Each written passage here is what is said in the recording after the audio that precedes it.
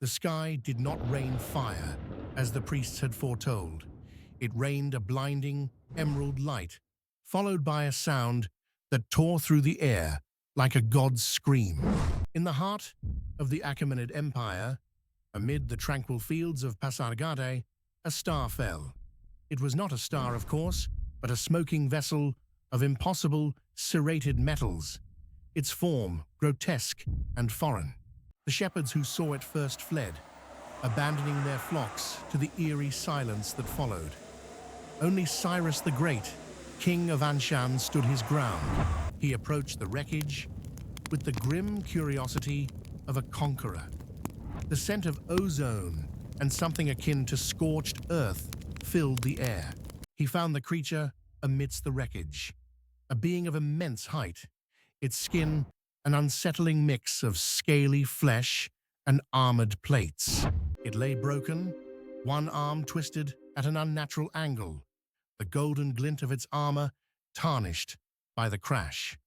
Its face was a nightmare of mandibles and dreadlocks braided with the skulls of things Cyrus could not name. The king's men drew their scimitars, but Cyrus held up a hand. He saw no aggression in the creature's stillness, only a terrifying, wounded intelligence in its single remaining eye. The next day, a small goat was left by the wreckage. The next, a whole ox. The creature consumed the offering and slowly began to move, its joints clicking with the sound of a closing trap. It was 3 days later when the creature, now fully healed, revealed its purpose. Using a strange, glowing gauntlet, it projected images onto the dust, visions of conflict, of a proud people being subjugated. It showed Cyrus the face of the Babylonian king, Nabonidus, and then a flickering symbol of his own empire. The meaning was clear. The Golden Warrior was a hunter of kings, and its prey was in Babylon. Cyrus, a man of profound pragmatism, saw not a monster, but a weapon forged in a world beyond his own. The alliance was not one of friendship, but of grim necessity. The creature, which Cyrus named the Golden Hunter, saw in him a partner of equal ambition. It needed to hunt, and Cyrus would provide the ultimate game. The true horror began with the siege of Babylon. The Babylonian soldiers, veterans of 1,000 brutal battles, were prepared for war. They were not prepared for what came next. The first scream came from the watchtower. A soldier simply vanished. One moment, he was a silhouette against the moon. The next, a red mist.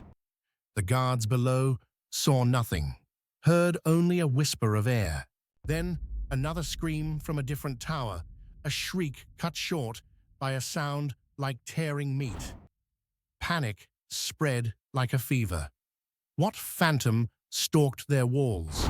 A captain, his face ashen, ordered the archers to fire at random, but their arrows met only air. Through the city, they heard the guttural alien roar of the Golden Hunter, a sound that chilled them to the bone. It was not a roar of triumph, but of pure, inhuman pleasure. The hunter moved through the darkness, a wraith of heat and shadow. Its advanced technology was a terror beyond comprehension. It saw the Babylonians not as men, but as glowing red targets in a field of cold. It moved with a speed that defied reality, its wrist blades extending with a hydraulic hiss, its plasma caster burning through flesh and stone. One soldier saw the world around him turn into a shimmering, blue-green heat map before a searing bolt of light incinerated him. Another saw a series of 3 dots of light appear on his chest, followed by a flash, and then nothing at all. Cyrus watched from afar, a knot of cold dread in his stomach. The Golden Hunter was a scythe of pure terror, reaping a harvest of fear and blood. It was a perfect, silent, and brutal weapon. He had won his war, but he had done so by unleashing a nightmare. And as the city fell, and the screaming died, Cyrus looked to the horizon and wondered if he, too, was now the monster's prey.